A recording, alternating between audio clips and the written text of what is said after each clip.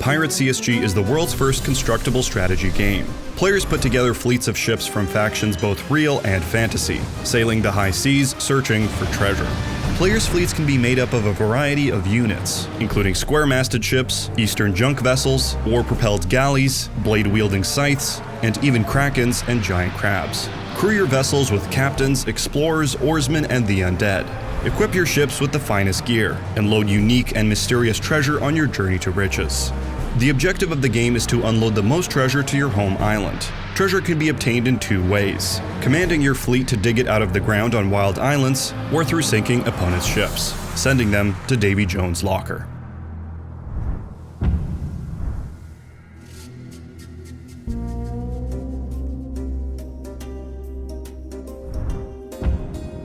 The Pirates constructible strategy game can be played by any number of players, but for this rules video we will be going over examples for a regular 2-player game.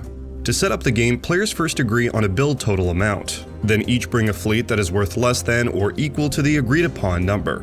In this example, both players agree on a 40-point build total, a typical amount for a 2-player game. This means their fleet's ships, crew, equipment, and anything else brought for the game has a combined point value of 40 or less. Points and fleet building will be covered in detail later, but a game piece's point value is marked in white on its card, and for your first game it's recommended to start with a 40-point build total. Each player rolls a 6-sided die, abbreviated to D6 on cards, to determine the first player. Next, players place islands and terrain to set up the play area. In a 40-point game, players will be placing 6 islands total. Starting with the first player, players take turns randomly choosing an island and placing it somewhere on the play area. Islands must be placed at least 3L from each other.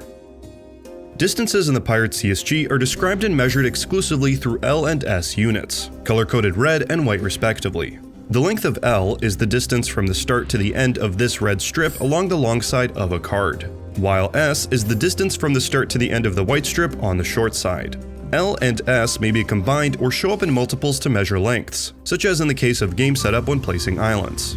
To repeat, islands must be placed at least 3L from each other, but no more than 6L, which means that islands must be at least 3 red L units apart, as measured by the long side of a card.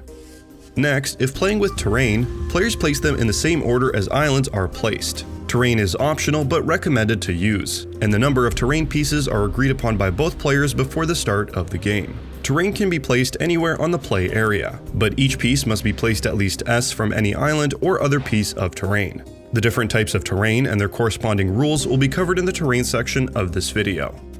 The second player chooses which island will be the home island of the first player. Then the first player places their ship so that their bows, or fronts of the ship, touch that island. The first player then chooses a different island to be the second player's home island, and that player similarly places their ships on their home island so that their bows touch it. All remaining islands are now considered wild islands. If players have crew as part of their fleet, put them face down now on either their home island or on an assigned ship's card that has its attributes and effects, which is known as the ship's deck plate. Equipment, if any, is placed in the same way. Cargo, crew, and equipment will be covered in detail later. Lastly, players place treasure on wild islands. Each treasure coin is printed with a number indicating how much gold it is worth. For a 40-point game, each player should contribute 8 treasure coins totaling 15 gold points. Shuffle the treasure with its numbers face down, then randomly distribute 4 coins to each wild island. Game setup is now finished, and the first player begins their turn.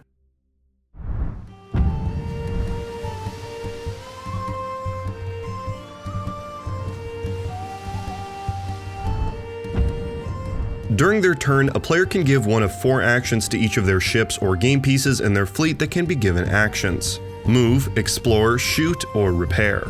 Giving a ship or game piece an action is not mandatory, and when all desired actions have been given, the player ends their turn and the next player begins theirs. Some actions are known as free actions. Unless a game effect specifically requires one of the 4 actions, that effect is known as a free action. A free action does not count as a ship's action for the turn on which it occurs. Some game effects allow you to give a ship a second action during a turn. You can't give a ship or game piece that can be given an action more than 2 non-free actions each turn. Let's go over each action and free action.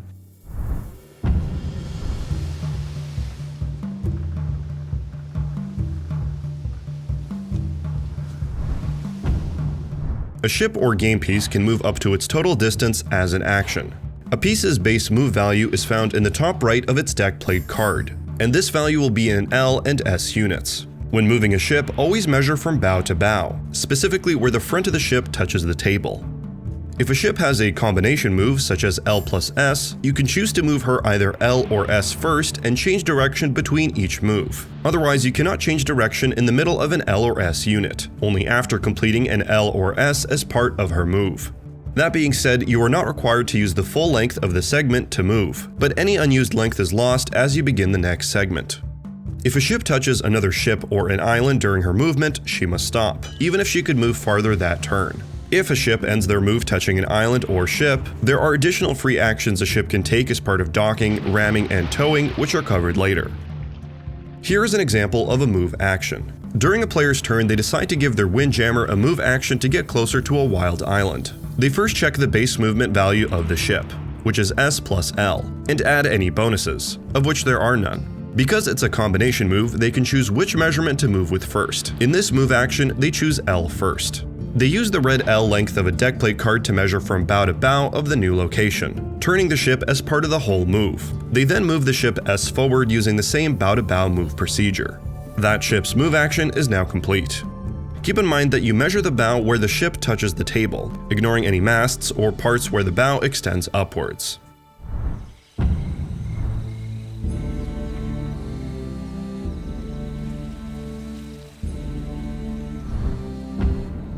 If a ship is touching an island, she is considered to be docked to that island. A ship that begins one of your turns docked at a wild island can be given an Explore action to explore the wild island for its treasure.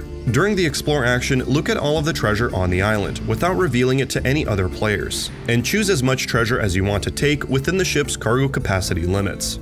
A ship's cargo capacity is the number in the top middle of her deck plate card, and a ship cannot have more crew and or treasure than its cargo capacity. Unless otherwise specified, crew and treasure take up one cargo value, and a ship cannot have more crew and or treasure than its cargo capacity. After looking at and choosing which treasure to take, place each chosen treasure face down on the ship's deck plate. Any treasure not taken is left face down on the island.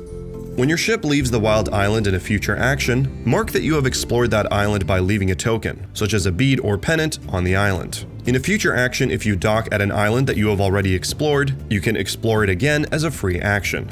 Additionally, you can also use an Explore action whenever your ship is touching any allied or derelict ships, which allows you to transfer crew and treasure between ships while at sea.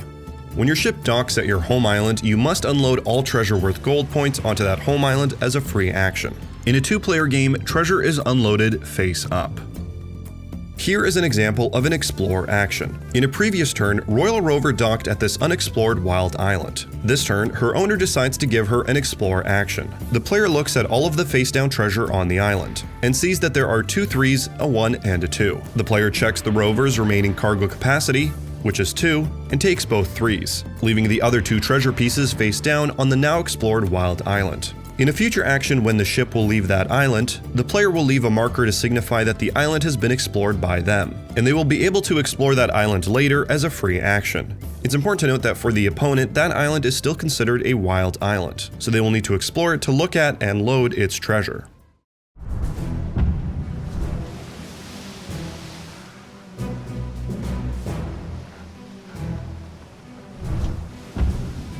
For most kinds of ships, each mast has a cannon rank printed on it, usually around the bottom of the mast. These cannon ranks represent the cannon's distance and firing skill. A ship hit by a cannon removes one of its masts for each hit. Cannons are only fireable if the cannon's mast is physically on the ship, so a ship that has been shot at will likely have its firing capabilities diminished compared to a ship that hasn't.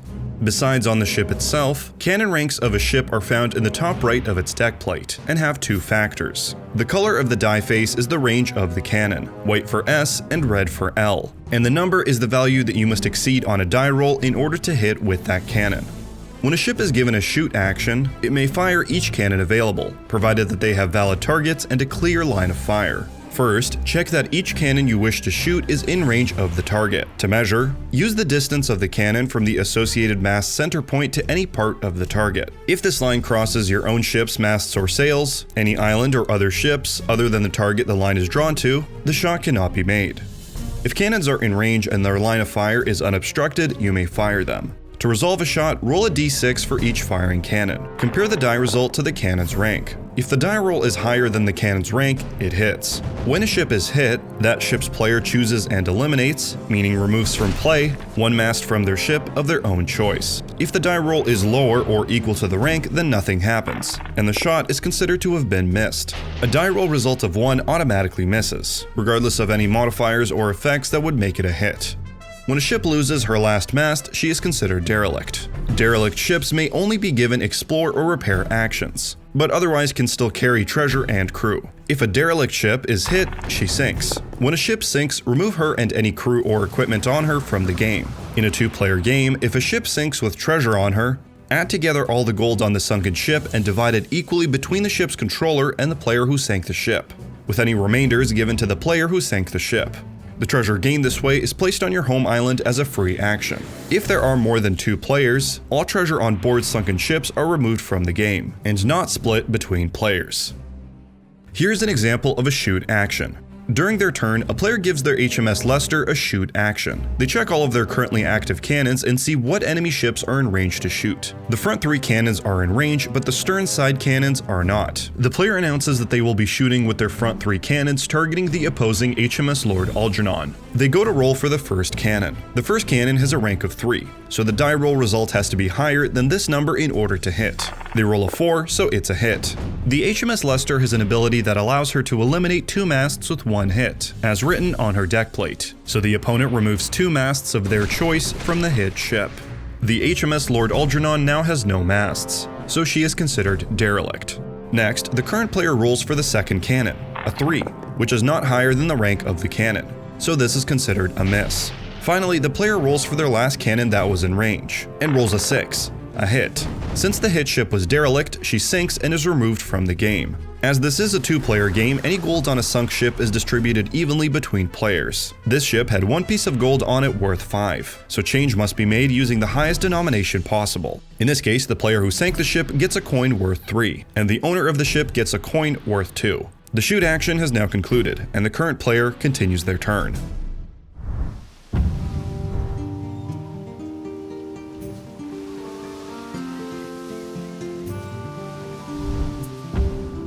Ships may be given a repair action when they are docked at their home islands. When you give one of your ships a repair action, simply choose a missing mast and reattach it to the ship. For example, in previous turns, the HMS Lord Algernon has taken a few hits, but has managed to dock at her home island. This turn, since she is at her home island, her player decides to give her a repair action to refortify. All but one of her masts remain, and the player can choose which mast to repair. They choose the middle mast, reattaching it to the ship. The repair action is now over, and the current player continues their turn.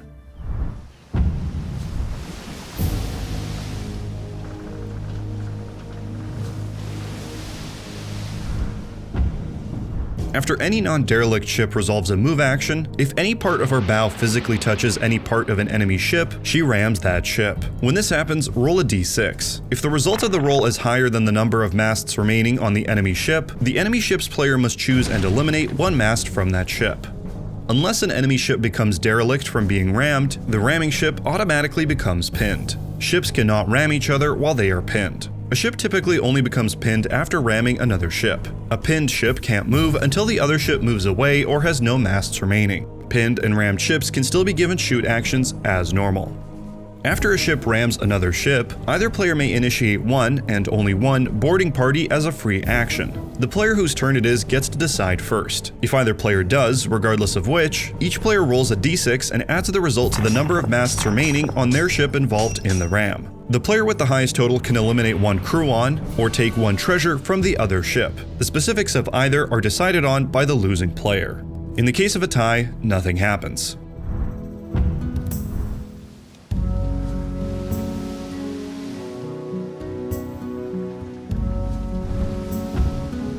Derelicts cannot be given move actions as they do not have any masts to move with. However, derelicts may be towed to home islands by other ships to potentially be given repair actions. After a ship is given a move action, if any part of her is physically touching the bow of any derelict, she can tow that derelict as a free action. As a free action, move the derelict so that her bow touches the stern of the towing ship. The towed ship and any cargo on that ship become a part of the towing player's fleet. The base move of the towing ship becomes S, and the towed ship moves with the towing ship as a free action. When the towing ship docks, dock the towed ship at the same island as a free action.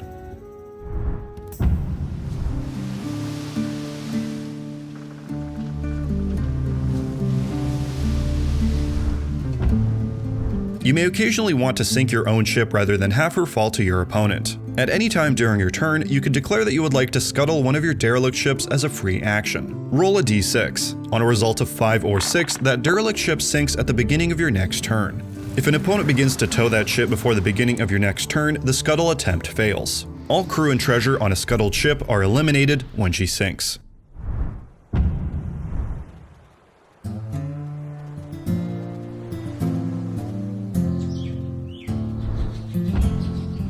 Players alternate turns, giving actions to units in their fleet, then passing the turn until a victory or game-ending condition has been met. In a two-player game, there are 3 primary ways this could happen. The first is when a player has unloaded more than half of the game's starting gold value onto their home island, such as 16 gold out of the total 30 in a 40-point game. The game ends, and players add up the total gold value of all treasure on their home islands. The player with the highest gold value wins. If there is a tie, the player with the most remaining units, or game pieces that can be given actions, in play is the winner. Alternatively, if half or more players have no possibility of giving any future move actions to any of their ships, then the game ends and gold is counted up and compared in a similar way. Finally, the game ends also if all available gold in the game has been unloaded to home islands, in the case of some gold being lost to game effects, and more than half of the value being impossible to be unloaded. In this situation, count and compare the gold in a similar way, with the player who has the highest amount being the winner.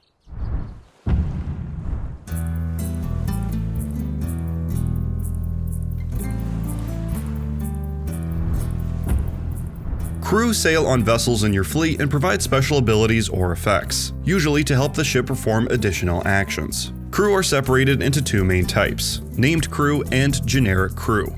Both types typically take up 1 cargo space on a ship, and start the game either on a ship that shares a nationality with them, or on your home island face down. Crew can only use their abilities while on a ship of the same nationality, but can still be assigned to ships that don't share their nationality. Crew start the game face down and are turned face up when their abilities are used, staying face up for the remainder of the game. Named crew typically have a large artwork section on their card, and have more complex abilities than that of generic crew. Named crew, and in fact all named game pieces, cannot have duplicates on the same player's fleet. Some crew are linked to other crew and ships, as noted by the link symbol on their cards. If a crew is linked to a ship that they are assigned to, that ship gets +1 to her cargo space, effectively not taking up cargo space on that ship. If 2 linked crew are assigned on the same ship, that ship gets +1 to her cargo space as well. Multiple links on the same ship are cumulative. That is, a ship gains 1 cargo space each time 2 linked crew are assigned to her, or when a linked crew is assigned. Generic crew are not unique, and thus not restricted to the 1 per fleet rule. Generic crew typically have a single simple ability. All crew can be used while punched out, or kept whole with the entirety of its associated card. No matter what a ship's cargo capacity is, it can't carry crew with a combined point cost more than the ship's point cost. Here are the generic crew types. Captain. A captain can give its ship the ability to move and shoot using the same move action. This ability applies as part of the move action, after which a free shoot action is granted. Explorer. An explorer can give its ship the ability to dock and explore a wild island using the same move action. This ability applies specifically to wild islands only. It has no effect on other ships, wrecks, or home islands. Helmsman. A helmsman can give its ship +S to her base move. This ability does not provide a move action. If the ship cannot move for any reason, such as being derelict or pinned, this ability has no effect. The movement bonus is applied after the ship's base move, and is still applied even after any effects that reduce a ship's movement, such as when towing a derelict. Cannoneer. A cannoneer can give its ship the ability to, once per turn, have one of its cannons shoot again if it misses. This is considered a new shot, not a reroll. Oarsman. An oarsman on a ship allows the ship to not become derelict when all of her masts are eliminated, instead gaining her a base move of S and being unable to ram other ships. This crew takes up no cargo space. A ship with no masts remaining will still sink, derelict or not. Musketeer. A musketeer can give its ship one S-cannon with a rank of 3 that can't have its range or cannon roll increased. This cannon can shoot from any mast, even an eliminated mast. This ability does not provide a shoot action to a ship. If a ship with a musketeer is derelict, it cannot shoot unless some other ability allows it to. Shipwright. A shipwright can give its ship the ability to repair at sea or at any island. This ability only modifies where a ship can be given a repair action. It does not provide the action itself.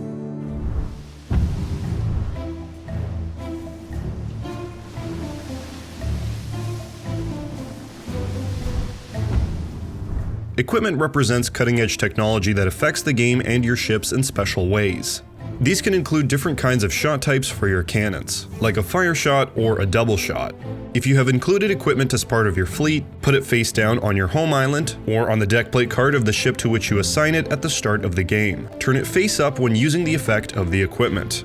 Each piece of equipment takes up 1 cargo space on a ship. No matter what a ship's cargo capacity is, the cost of all equipment plus the cost of all crew on a ship cannot exceed the ship's point cost. Any equipment that is left on wild islands can be loaded by any ship and potentially used.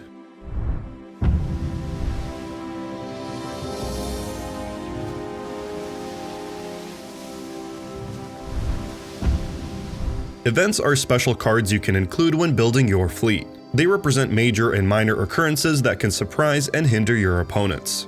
These begin face down and are turned up when used. The point cost of each event counts towards the game's build total before the start of play, and each event is printed with ability text explaining when and how to play it. If multiple beginning of turn events are in your fleet, only one may be revealed per turn.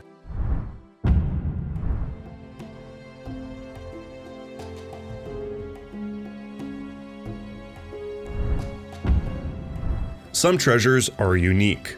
Players can insert unique treasure into the treasure that is randomly sorted and placed on wild islands as part of game setup. A player can't contribute more than 1 unique treasure with the same name to the total treasure contributed to the game. At the beginning of the game, each unique treasure is worth 0 gold, but a unique treasure's value can change later in the game depending on its ability text. If you contribute a unique treasure, the rest of the treasure you contribute must still total 15 gold points if playing a 40-point game.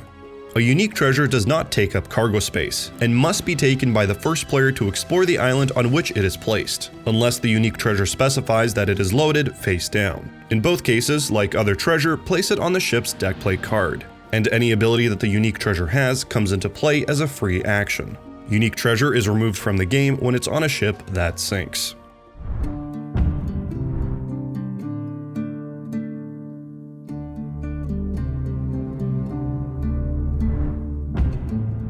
Terrain represents various hazards found on the high seas and is printed on the backs of islands. Using terrain is optional but recommended as it can add variety to play. Here are all the different kinds of terrain and what they do. Fog bank. A fog bank has the numbers 1 to 6 printed around its edge. Fog banks block lines of fire. When any part of a ship or sea creature touches a fog bank, the entire game piece must be placed within the fog bank as a free action, and the game piece's action ends, even if it could move farther that turn. A game piece in a fog bank is considered lost. Lost game pieces can't shoot or be shot at, ram or be rammed, pin or be pinned, or board or be boarded by other ships. Game pieces can later exit fog banks, but in a random direction. When a game piece is given a move action to exit a fog bank, roll 1d6 before moving it. Place the game piece outside of the fog bank facing away from it, and touching the number that matches the die result. It can face in any direction away from the fog bank and is no longer considered lost. You can then begin moving the game piece from that point. Iceberg. An iceberg has the numbers 1 to 6 printed around its edge, as well as a gold number printed at its center. At the beginning of each player's turn, before any actions are assigned, that player must roll a d6. If the result matches any icebergs in play, those icebergs move that turn. For each iceberg that will move, roll another d6 and match the result to the number printed around the iceberg's edge. Move the iceberg S without turning or rotating it, measuring straight out from that number away from the iceberg. If an iceberg touches any ship or sea creature, stop moving it and eliminate one mast or segment from the touched ship or sea creature. If an iceberg hits an island, it can no longer move for the rest of the game. Reef. When any part of a ship or sea creature moves onto a reef, roll a d6. The result is the reef's rating until the end of that player's turn. Compare the rating to how many masts or segments the game piece had when it was constructed. If the reef's rating is lower than this number of masts or segments, the game piece has a number of masts or segments eliminated equal to the difference. For example, if a 3-mast ship sails over a reef with a rating of 4, no masts are eliminated. However, if a 4-mast ship sails over a reef with a rating of 2, 2 masts are eliminated. If the reef's rating and the number of masts or segments are the same, no masts or segments are eliminated. A game piece that begins its turn on a reef does not have to roll to see if masts or segments are eliminated when it moves off of the reef. If a ship takes more damage than the number of masts remaining as a result of sailing over a reef, she is wrecked and remains on the reef. To signify that a ship is a wreck, remove one of her hull pieces, causing the ship to lean onto the reef and look like she is wrecked there. A wreck blocks movement and lines of fire. Any cargo on a wreck remains on the wreck, and wrecks can be explored. Sea creatures that have all of their segments eliminated by a reef are eliminated as normal. Sargasso Sea. When a ship or sea creature moves over a Sargasso Sea, roll a d6. The result is the Sargasso Sea's rating until the end of that player's turn. Compare the rating to how many masts or segments the game piece had when it was constructed. If the Sargasso Sea's rating is more than the number of masts or segments, the game piece is considered tangled in the weeds and might not be able to move. For example, if a 3-mast ship sails over a Sargasso Sea with a rating of 4, she is tangled. However, if a 4-mast ship sails over a Sargasso Sea with a rating of 2, the ship is unaffected. If the Sargasso Sea rating and the number of masts or segments are the same, the game piece is unaffected. If a game piece is tangled, you can use its action for the turn to try to free it. Roll a d6 and add the current number of masts or segments on the tangled game piece to the result. If the result is more than 6, the game piece is untangled. Orient it in any direction facing away from the Sargasso Sea, but touching its edge. It can be given a move action and move normally next turn. Whirlpool. When any part of your ship or sea creature touches a whirlpool, you may choose to place it so that it touches any other whirlpool on the play area. If you do, roll a d6 after it is moved. On a result of 4, 5, or 6, eliminate either 1 mast or segment, 1 treasure, or 1 crew from the game piece. Trade Current. A trade current is a type of terrain not placed at the beginning of the game. Instead, game effects allow trade currents to be placed during the game. For example, crew with the navigator keyword can place trade currents.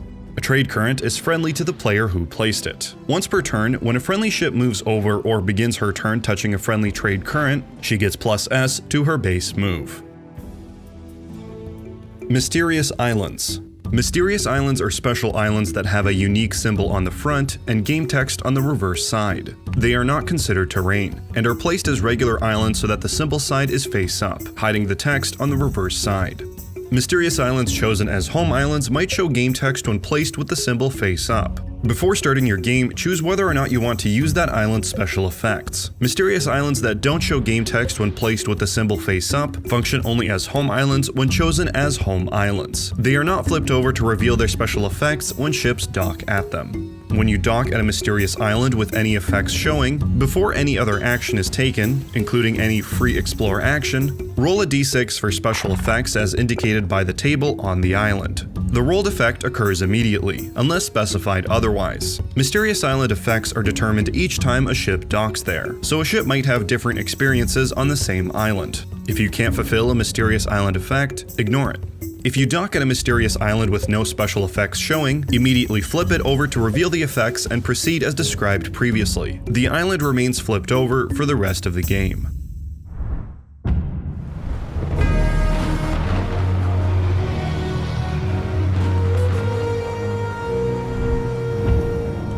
Sea creatures are game pieces that act like ships. Each sea creature has a keyword which describes the way that creature is different from ships, such as Kraken or Titan, and a gameplay effect associated with the keyword. Sea creatures also have segments, like tentacles, coils, wings, and so on. These act like masts in the game for the purposes of shooting and taking damage. When a sea creature has no segments remaining, it is eliminated. Sea creatures begin the game with any part of their base touching your home island. Unless otherwise noted, sea creatures can't be rammed, pinned, or boarded, nor can they ram, load treasure, tow, or be assigned crew. Sea creatures can be given only move and shoot actions. Measure a sea creature's movement from anywhere on its base when moving. Additionally, a sea creature's segments do not block its line of fire when shooting. Here are the different types of sea creatures and their abilities. Sea Monster. A game piece with this keyword printed on its deck plate is considered a sea creature. At the beginning of your turn, decide if the sea monster is submerged or on the surface. If submerged, a sea monster can only move. It cannot shoot or be shot at, and it cannot dock or touch other ships. If a sea monster is on the surface, it may move or shoot like a normal ship. It may ram opposing ships, the rammed ship becomes pinned instead of the sea monster, and it may board. After winning a boarding action, the sea monster may eliminate a crew or steal a treasure, if cargo space permits. But it cannot capture crew, and if it takes a unique treasure, that treasure is eliminated. Sea Dragon. A game piece with this keyword printed on its deck plate is considered a sea creature. A sea dragon has a base move of D, meaning that it has unlimited movement, ignoring all terrain, islands, and ships when moving. However, it cannot end any movement overlapping a ship. When a sea dragon is given a shoot action, you may choose whether that action is a normal shoot action or a swoop attack. It cannot perform both with a single action. A swoop attack allows the sea dragon to attack any one target, including submerged ships, with an L+L of its base. Roll a d6. On a roll of 4 or higher, the swoop attack is successful. It eliminates up to 2 masts on the target. After resolving the swoop attack, place the sea dragon as close as possible to the target without touching the target. Titan. A ship with this keyword printed on its deck plate is a sea creature. A Titan's movement may be measured from any part of its body. When given a move action, a Titan may change its facing during the first movement segment, like a normal ship, but it cannot change its facing during any additional segments regardless of the direction it moves. A Titan may move across islands, except enemy home islands, and is docked if it ends its move on an island. Additionally, a Titan may shoot and be shot at while on an island. The island does not block lines of fire to and from the Titan. Unlike some other sea creatures, Titans can be assigned crew and may be given explore actions to load cargo like a normal ship. Additionally, a Titan may tow other ships, it may ram, the rammed ship becomes pinned instead of the Titan, and it may board like a normal ship. Kraken and Octopus. Even though their names are different, both keywords are considered identical and interchangeable. A ship with this keyword printed on its deck plate is a sea creature. At any time during your turn, if your Kraken is within S of an opponent's ship, it may surround that ship as a free action. Place the Kraken under the ship so that its tentacles surround the ship. If there is more than one opposing ship within S, the Kraken can surround only one at a time. It cannot surround a docked ship or another Kraken. A surrounded ship cannot be given a move action until the Kraken is eliminated or moves away. Kraken cannot shoot or be shot at unless it surrounds a ship. Additionally, it can shoot only at the surrounded ship, and only the surrounded ship can shoot at the Kraken. A Kraken cannot shoot on the same turn it surrounds a ship. If you have Captain Davy Jones in your fleet, you may use his ship's action for the turn to declare an opponent's ship the target of a Kraken. That Kraken gains +S to its base move, but it can only shoot at the targeted ship, but it may still surround other ships. The chosen ship remains the target until a new target, or no target, is declared, the targeted ship sinks, or the Kraken is eliminated.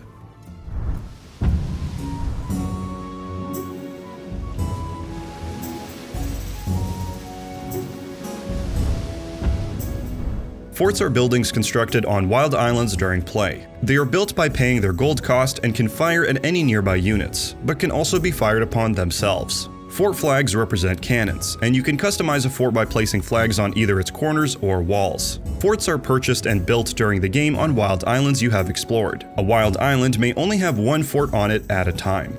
To build a fort, you must have an amount of gold points on your home island equal to or greater than the fort's gold point cost, and a ship docked at a wild island you have explored. Additionally, you must have at least one ship of the same nationality as the fort in your fleet. If these prerequisites are met, at the end of one of your turns, you may build the fort on the explored wild island where the ship is docked at as a free action. Take the gold used to pay for it from your home island and place it inside of the assembled fort. This gold still counts towards winning the game. The fort must be placed on the island such that two of its opposite corners are completely on the island. If there is any face-down treasure on the island where the fort is built, move that treasure inside of the assembled fort. It is now yours. This gold still counts towards winning the game, but not as an endgame trigger. You may use a ship to load treasure from a fort and move it to another fort or to your home island. But a fort must always have a number of gold points inside of it equal to or greater than its gold point cost. Forts may be given only shoot actions. Shooting with fort cannons is just like shooting with ship cannons. Use the indicated ranges and ranks on the flags, and measure the distance from the flags themselves. Lines of fire drawn to and from the fort are not blocked by any ships, the island, or any part of the fort itself, but they are blocked by fog banks and icebergs. When a fort is hit, its player eliminates a flag. When all of a fort's flags are eliminated, it is abandoned and may not be given actions. If an abandoned fort is hit, remove it from the game and place all of the gold that was inside of it back on the island, which reverts to an unexplored wild island.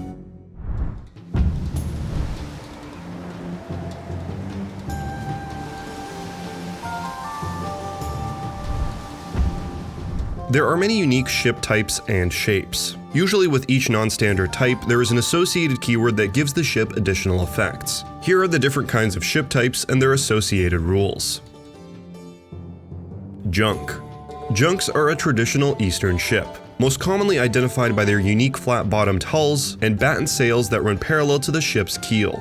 Junks come in 2, 3, 6, and even impressive 10-mast configurations. All junks have the keyword junk, which allows the ship's sails to not block their own line of fire. Turtle ship. Turtle ships have a similar design to junks, but are unique with their expandable turtle shell panels on their deck. All turtle ships have the keyword turtle ship. When a ship with this keyword is hit, remove one of her turtle shell panels instead of a mast. When no panels remain, remove masts as normal. This ship can't be boarded if she has turtle shell panels remaining, and removed panels cannot be repaired. Additionally, this ship may be given move actions when she has no masts, and when that happens, her printed base move becomes S. Galley. Galley ships are an ancient and medieval era ship that are propelled primarily by oars. They have unique triangle-shaped sails and will always have oars on both sides of their hulls. Galleys come in 1, 2, 3, and 4-mast configurations. All galley ships have the keyword galley. Ships with this keyword can't pin or be pinned. If this ship rams, she can't eliminate a mast from the rammed ship, but boarding may occur as normal. When given a move action, the ship can rotate on her stern, or the rear of the ship, in any direction as an additional final movement segment. Additionally, this ship may be given move actions when she has no masts, and when that happens, her printed base move becomes S. Schooner. Schooners are characterized by fore and aft sails on each mast that run parallel to the keel. Schooners typically come in 2, 3, and 4-mast configurations. All schooner ships have the keyword schooner. When given a move action, a ship with this keyword can rotate on her stern in any direction as an additional final movement segment. Longship. Longships are a type of Viking ship that feature a sleek design, shallow draft, and ability to navigate both rivers and open seas. They have unique shaped sails and oars on both sides of their hull. Longships come in 1, 2, and 3-mast configurations. All longships have the keyword longship.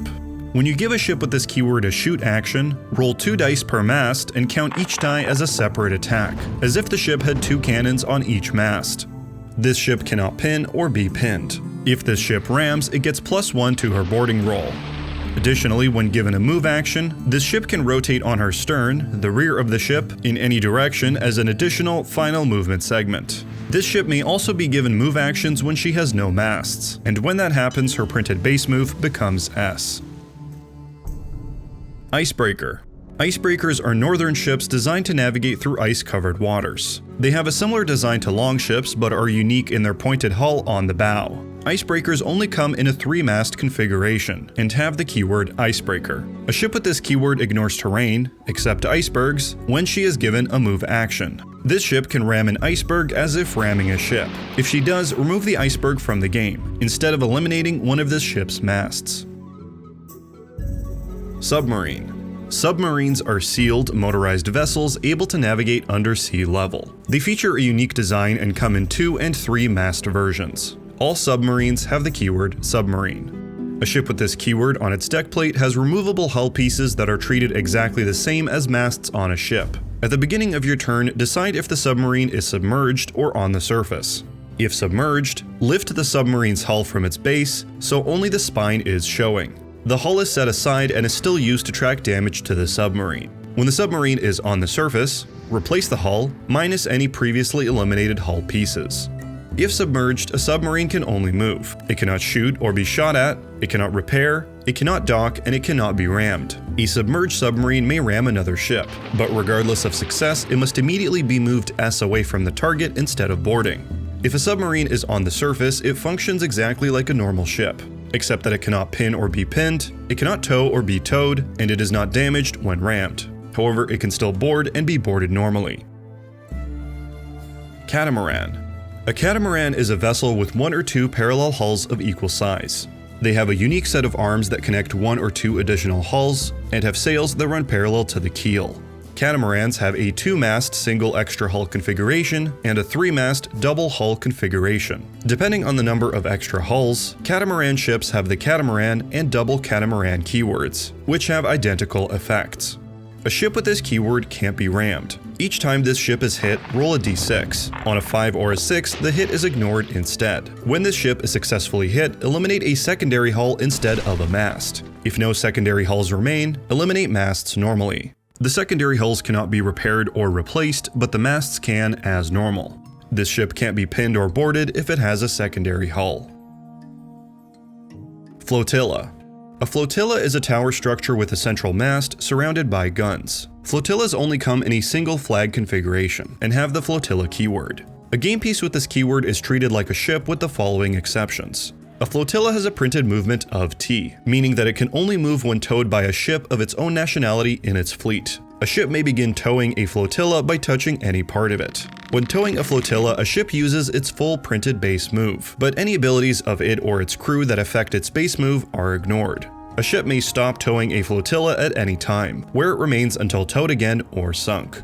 A flotilla has no masts. Instead, it has a flag which can be eliminated only if the flotilla is hit twice during a single shoot action. When it has no flag, any hit will sink it. If the flag has been eliminated, the flotilla may be given a repair action, even if it's at sea, to replace it. A flotilla may be given shoot actions even if it has no flag, and is never considered derelict. It shoots from the dice printed on its base. A flotilla cannot be rammed or boarded, cannot be given move actions, and cannot explore. Scorpion. A scorpion is a ship with a swingable blade that can slash and lock its enemies. It comes only in a 3-mast configuration, with a unique scythe that can move in one axis at the bow. Scorpion ships will have the Scorpion keyword. After a ship with this keyword has completed a move or a shoot action, if it has not rammed an opposing ship this turn, it may attack any opposing ship that it can touch with its blade as a free action. The attack automatically succeeds and eliminates 1 mast from the target. No die roll is required and no ability can prevent it. The target is now pinned and can be boarded, but the Scorpion ship is not pinned. The blade can function even if the ship is derelict. Switchblade. A switchblade is a ship with 2 retractable blades on both sides of its hull. It comes only in a 4-mast configuration. It has 2 unique connected blades that can extend and retract together. Switchblade ships have the Switchblade keyword. You may extend and retract the blades on a ship with this keyword freely at any time during a move or shoot action. After this ship completes a move or shoot action, if any part of either blade has touched any enemy ships during that action, all of those ships are considered to have been rammed and may be boarded. If there are 2 or more enemy ships affected, the controller of this ship may choose the order in which each ship is rammed and then boarded. If the ramming occurs by the blades only, this ship is not pinned. Bombardier. A bombardier ship is equipped with a rotatable mortar gun at its bow that can function as both an artillery cannon or a flamestrike cannon. This ship only comes in a 3-mast configuration and has removable attachments for both its artillery and flamestrike modes. Bombardier ships have the Bombardier keyword. A ship with this keyword has a special bombardier cannon that has a printed rank, but is not associated with a mast. The special bow cannon cannot be eliminated, cannot be targeted by enemy effects, and cannot be assigned equipment. If the cannon roll for the special cannon is ever a 1, it jams and cannot be used again until the ship is given a repair action specifically to fix it. After placing ships at your home island, but before the game begins, choose whether the special cannon will be an artillery cannon or a flamestrike cannon. When chosen, attach the associated piece to the ship. This choice cannot be changed after the game has begun. If using the artillery cannon, it has the extended range keyword. If using the flamestrike cannon, it has a range of S, and you may measure using the S-length flame piece. When it hits, replace one of the target's masts with a fire mast. Fire masts will be explained in detail later during the keyword section. Hoist. A hoist ship is equipped with a movable crane on its bow. This ship only comes in a 3-mast configuration, and with the hoist keyword. Once per turn, this ship may be given a free explore action to explore any island, derelict, or friendly ship that it can touch with its hoist. Whenever it explores, it may transfer cargo to and from any islands and friendly ships that it can touch with its hoist. At the end of a move action, if this ship's hoist can touch a wild island you have previously explored, it may immediately load treasure from that island as a free action. Turbine. A turbine ship is a steam-powered ship that uses turbines as a means of propulsion. It comes only in a 3-mast configuration, and has 2 large turbines on both sides of its hull. Turbine ships have the turbine keyword, which prevents it from being derelict when it has no masts remaining. However, if it has no masts, one hit still sinks it. Windcatcher. A windcatcher is a tall and elongated ship that has sails that run parallel to the keel. It comes only in a 3-mast configuration and with the Windcatcher keyword. If you choose to measure a ship with this keyword from the stern, pick up the ship and rotate it exactly 180 degrees so that its bow is located where its stern previously was. You may then measure movement normally from the bow's new location. Native canoe.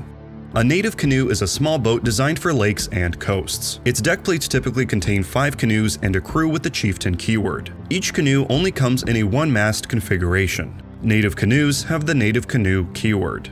In order for a ship with this keyword to be in your fleet when the game begins, you must first place a crew of the same nationality with the chieftain keyword on a ship in your fleet. A native canoe functions exactly like a standard ship, except that it cannot have its cargo capacity increased, it cannot be given an explore action on your first turn, it cannot ram or be rammed, pin or be pinned, board or be boarded, and it cannot tow. The cargo value on the deck plate is the cargo available on each individual canoe. When a native canoe is hit, it sinks. Native canoes are never derelict. Crew with the chieftain keyword directly work with the native canoe type. Crew with this keyword must be assigned, face up, to a ship at the beginning of the game. It assumes the full point cost of its associated native canoes. After placing your ships at your home island and assigning crew, choose a wild island and place 5 native canoes of the chieftain's nationality so that their bows touch that island. You cannot choose the same wild island as an opposing player. While a chieftain crew is assigned to a friendly ship, once during your turn you may give an action to each native canoe in your fleet. All native canoes of a single nationality that are given actions must be given the same action. If no chieftain is assigned to a ship in your fleet, only 1 native canoe can be given an action each turn. If a chieftain is eliminated, roll a d6. On a result of 1 or 2, eliminate 1 native canoe from your fleet. On a 3 or 4, eliminate 2, and on a 5 or 6, eliminate 3.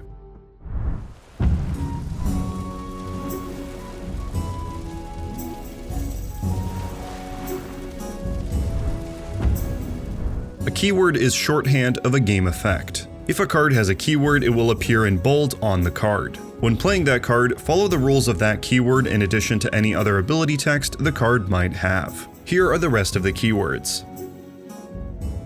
Black Mark. This crew may begin the game as a member of the Cursed Nation instead of its own. If it does, place it face up during setup on a ship of its original nationality. That ship and this crew immediately become members of the Cursed Nation, but other crew aboard the ship retain their original nationalities. If cursed, this crew costs 1 additional point against the point limit of the ship. Born Leader. Once per turn, before you give this ship an action, roll a d6.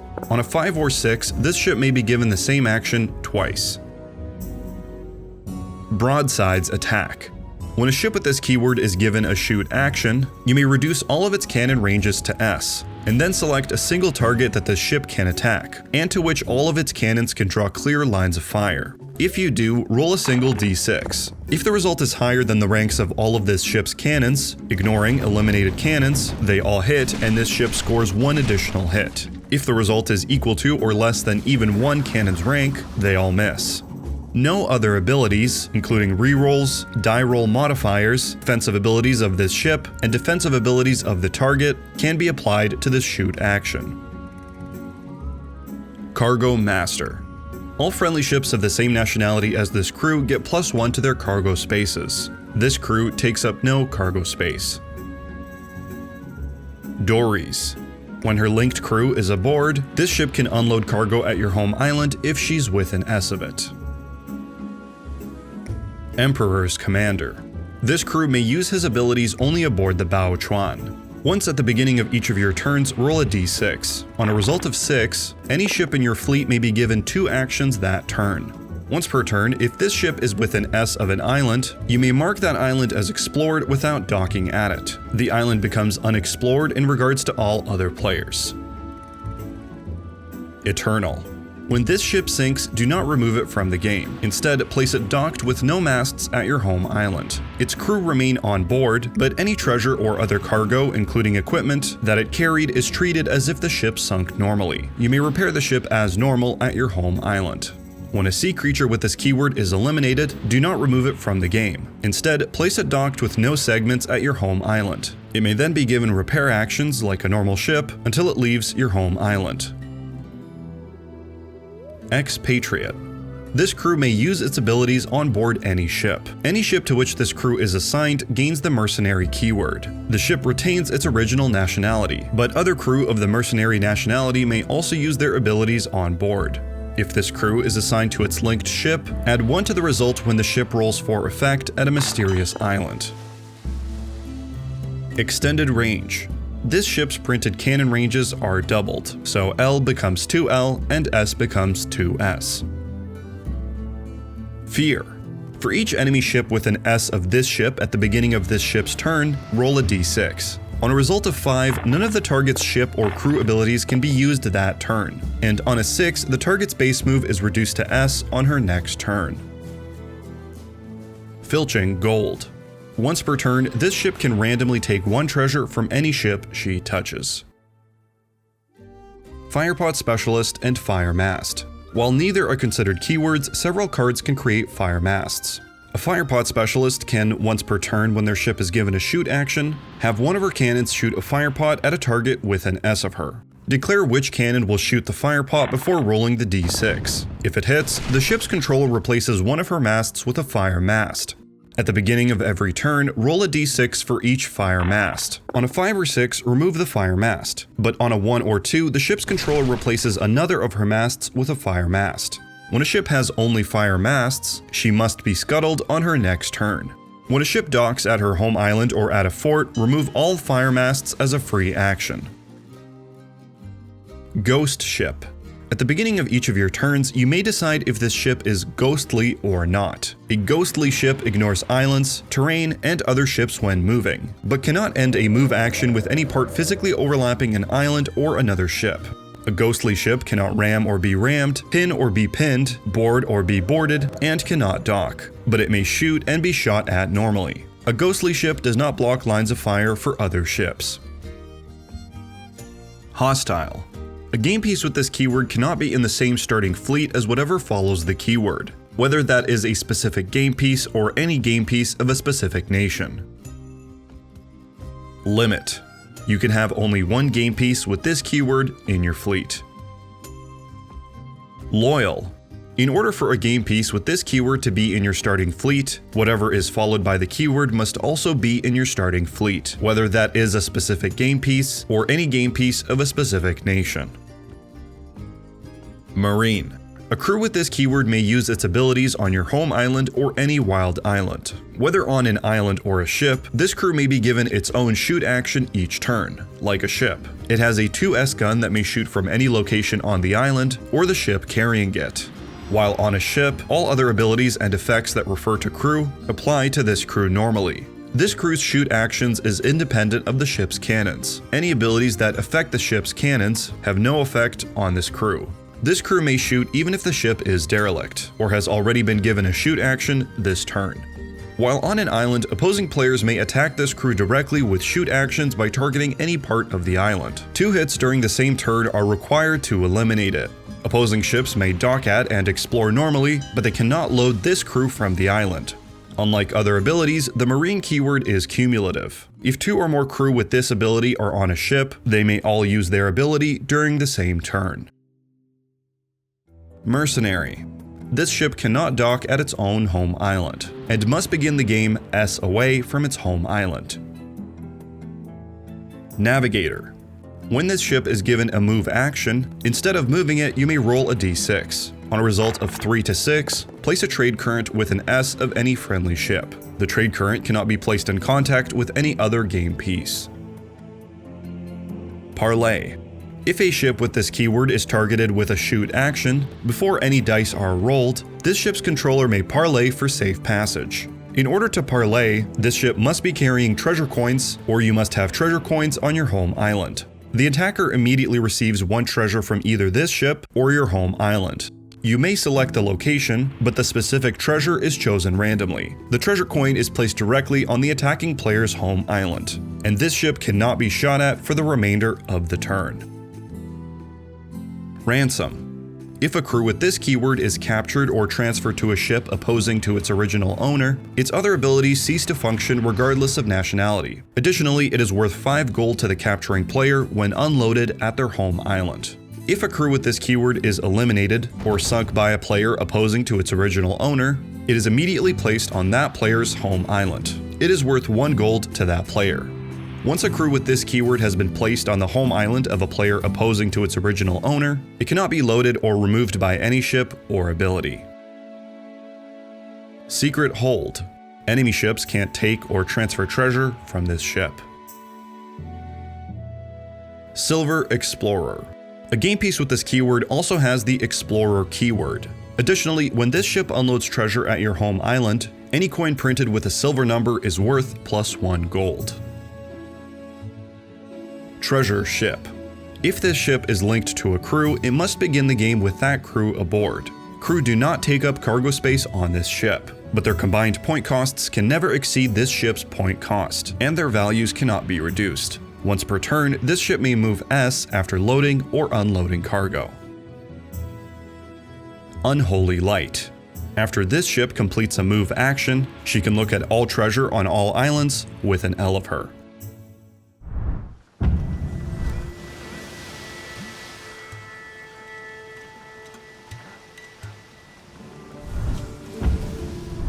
Building a fleet follows a few simple rules. Firstly, players should agree on a build total to spend on units. A 40-point game is the typical amount for a 2-player game, but it's recommended to explore 50, 60, or higher build totals in future games for variety.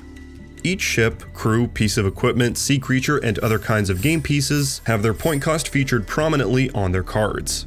Additionally, ships, crew, and sea creatures usually belong to one of 10 nations, as marked next to their name or on the back of their crew card. The 10 nations are American, Barbary Corsair, Cursed, English, French, the Jade Rebellion, Mercenary, Pirate, Spanish, and Viking. Equipment and events can be used by any nation, and don't have a nationality on their backs to remind this.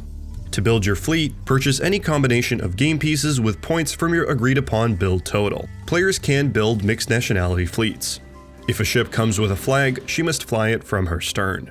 Duplicates of named ships, crew, or unique treasure in the same player's fleet are not allowed. Generic crew, generic treasure, and events are the only exceptions. Generic crew all have a small point cost as shown in the table here, and are handy in filling out fleets while providing useful abilities.